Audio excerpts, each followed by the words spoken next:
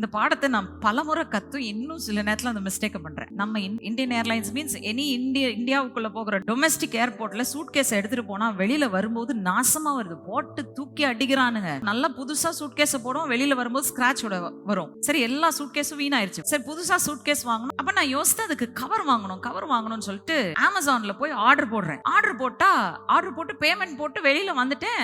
அடுத்த நாள் பாக்குறேன், இன்னைக்கு வந்திருக்கணுமே. உள்ள போய் பார்த்தா ஆர்டர் கேன்சல்டு. சரி, திரும்ப போட்டா திரும்ப கேன்சல் ஆகுது. இப்பவும் யோசனை இல்லாம நான் விட்டுருந்துருக்கணும். என்ன பண்ணிட்டேன், திரும்பவும் ஆர்டர் போட்டு கேஷ் ஆன் டெலிவரி போட்டு ஆர்டர் போட்டுட்டேன். நைட்டு கீழே வந்து சூட்கேஸை திறக்கிறேன். சூட்கேஸை திறந்தா சூட்கேஸை வாங்கும் போதே நான் 2 கவர் ஏற்கனவே வாங்கி வீட்டுக்குள்ள வச்சிருந்திருக்கேன். அப்போ ஆண்டவர் என்ன பண்ணிருக்காரு, எனக்கு காட்ட ட்ரை பண்ணிருக்காரு. ஆனா நான் என்ன பண்ணிட்டேன், தட்டி விட்டு அங்க தடை வந்தாலும் மீறி நான் செய்யே ஆவேன். இப்போ எனக்கு waste. Even the smallest things of life. இது ஒரு முறை நடந்த சம்பவம் இல்ல, பல முறை எனக்கு நடந்திருக்க சம்பவம். சில காரியங்கள் தடைப்படும் போதும் அதை மீறி செஞ்சா அங்க போய் பார்த்தா அது வேஸ்ட். ஏன்னா ஆண்டவர் அதை தான் நமக்கு தடுத்திருப்பாரு. நம்ம அதையும் மீறி போய் செய்யும் போது தான் நமக்கு பல காரியங்கள் வேஸ்டா போகுது. கவலைப்படாதீங்க, he is there, he is in charge.